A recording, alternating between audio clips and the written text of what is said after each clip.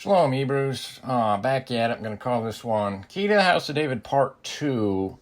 Probably Noachite, Prussian Knight, or King of Prussia. So this is going to be a continuation of the Key to the House of David, or we covered the first 3 degrees there last video. Go watch that video if you haven't. But the synopsis is we learned about Shebna in the covering of Judah in Isaiah 22, and the key to the house of David, also mentioned in Isaiah 22 and in Revelation.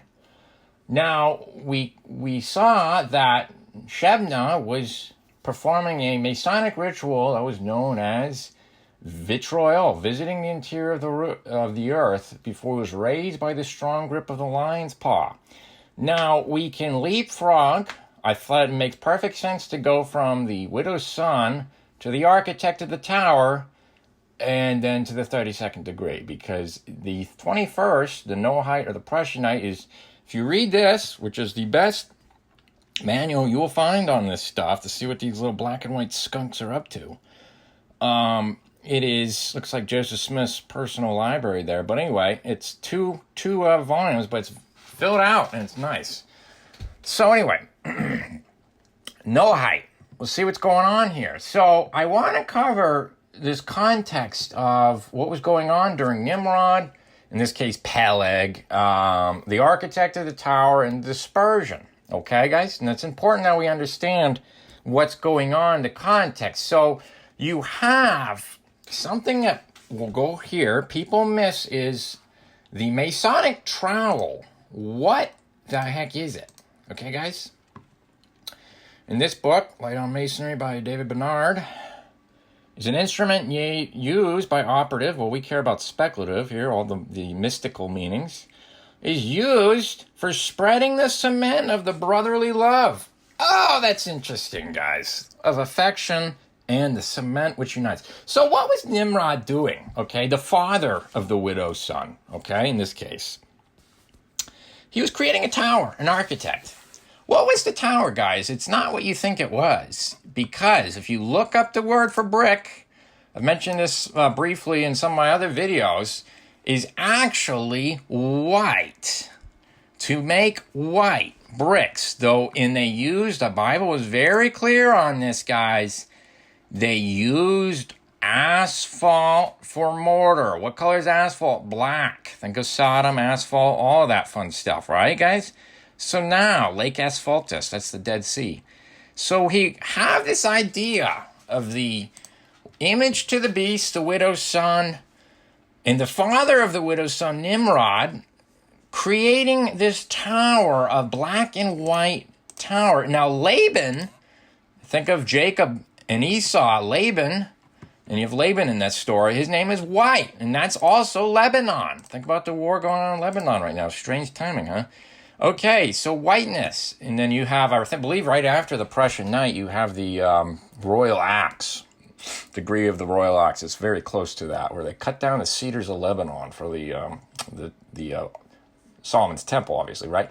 But we will focus on the context of Jacob and Esau and Nimrod. So if you look at the book of Jasher, take what you will from it. We've got, when Esau wasn't busy selling his birthright for a can of lentil stew, he was busy fighting Nimrod for the sacred lambskin garments, guys. Believe it or not. Look at. Esau supposedly killed Nimrod, according to this, and took those garments. Now, if you read Masonic manuals, these garments supposedly go back to the very garments that, after the fall, that God made for Adam and Eve. Interesting. And which is also known, this lambskin covering, which is also known as the golden fleece, is another thing. It's all connected, okay, guys? So the image. Now, it's not just me telling you this. If you read that same book I just showed you earlier, this book goes to show that the Masonic Brotherhood, the fraternity, is the image to the beast, guys. Revelation 13. It's not, this was very well known back in the day. So you have papal right here. The harlot is papal Rome. And then you have this network which covers the globe. Oh, what do they stand on in a lodge? A network of black and white bricks, guys. Think of the tower. They're networking. Remember, you join a lodge, according to them, they're networking. They're not doing Luciferian rituals. They're just shaking hands. They're a fraternity, guys. Oh! So now, you think there's quite more going on here, because let's see what this very notion of the word image is. It's a metallic covering to cast an image, guys. This is what's used in Isaiah 25, the covering that is the veil that is spread over all the nations. So, it's basically the metallic covering on an obelisk, okay, guys, of Tubal Cain's brass and iron. So we have this fraternity, this Masonic brotherhood, and if you think it's no coincidence, you have Philadelphia right here. Guess what they call, just north of Pennsylvania, a town called King of Prussia. And of course, Pennsylvania is what? Pennsylvania is very Germanic, makes a lot of sense to the Prussian connection, right? Now, you can look back, this all goes back to all these, there's a very strong Masonic connection with virtually everything in Philadelphia, so you can read that. There was a lodge there during the Civil War, or the Revolution, okay? So, now, in the Masonic tradition here, we've got Peleg, okay? Now, and if you read this, they'll say Peleg is strangely disconnected from the rest of the Masonic allegories, because Peleg was a descendant of Eber, which is the very descendant of Hebrew, okay? Eber, the region beyond. It was during, there it is, grandson of Shem, father of Peleg, during the dispersion after the Tower of Babel. So this Peleg, which is really Nimrod, guys. Nimrod was obviously the architect of the tower. Remember, Lawrence Gardner often says that Cain is trying to weasel his way back into the godly line. So this is what they're doing. This is why Peleg seems out of place, or Noachite, Prussian Knight, because they're trying to weasel their way back into the Jacobite line, guys, okay? So it travels a Peleg after the dispersion right here. He went to the north of Europe, to Prussia, and then they found later in the salt mines 15 cubits below some looks like an urn, an agate urn, okay? Now, 15 cubits under. Noah's Ark was 15 cubits over the water. That translates to 555, obviously. That's the triple nickel on the Masonic casket, okay? Before they're raised, again, by the strong grip of the lion's paw, they lay down in this triple nickel 15 cubits. Okay, guys? And that's just another way of saying 666. You just times 555 times 12. Base 12, it's 666, okay? Just like the obelisk. So now, and this Prussian degree here is very much, as I said, separate. So we can understand the 32nd degree is governed by the King of Prussia. Okay, who was that? Nimrod, type of Nimrod. Before Hiram Abiff, it was Nimrod, the architect of the tower. Okay, guys? So now we're starting to understand this 32nd degree even more. We can leapfrog from the first three to here to Frederick the Great. And he was the one who basically set up this whole thing here of the Battle of Armageddon. Okay, guys? And we have these Jesuits that were behind the French Revolution, obviously, like frogs, going, think of the frogs in Revelation, going to the chambers of the kings. That's the Holy of Holies of the kings, right? And convincing them to make war with the Lamb.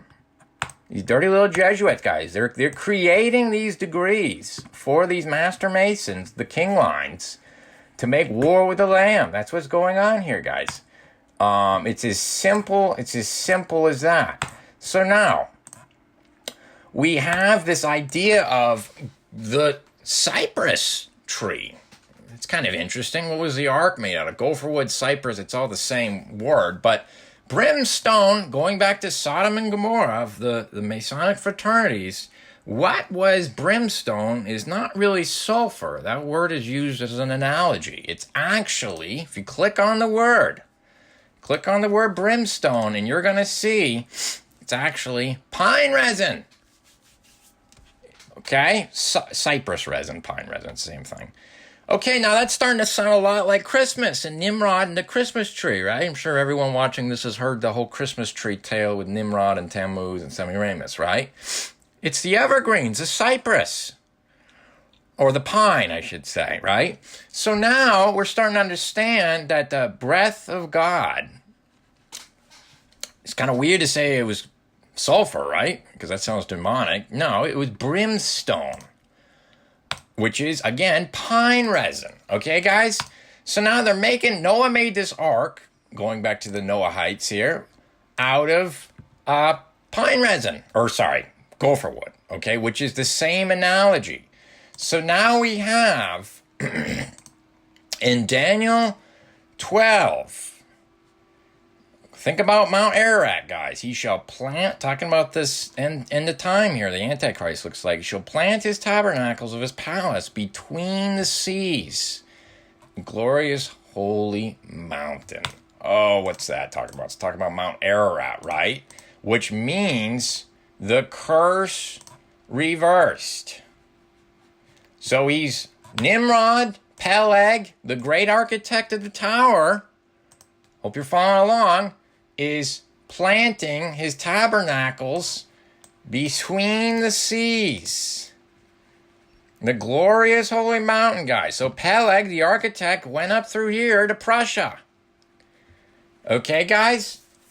So that's really what's going on here. He's planting his tabernacle. So this royal pavilion, this tabernacle, we can expound on this more and more and more. A royal pavilion. Why do priest kings stay in these tabernacles, guys? Well, it's kind of a symbol of to be initiated is what it really stands for. Now, in this degree, they do it on the full moon, full light of no artificial lights. They have 9 candles, 9 candles, but they're not lit. Oh, 9 stone breastplate. And then that menorah of Hanukkah is 9 too. Think about that, guys. So anyways, so they're doing this and they use an arrow for the lambskin. Okay, if you look into this, they'll put a lambskin on the covering. Okay, guys? And they also cover themselves with these bags on their heads too. Look at that.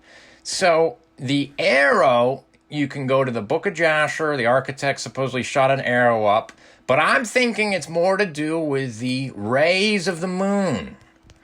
The rays of a full moon is cool light, obviously, but there's plenty of verses in the Bible. You'll see the sun shoots out arrows, and then that's why you have tabernacles, guys. They always put up tabernacles and lodges. Priest kings, think of King Charles' coronation. They put up these veils.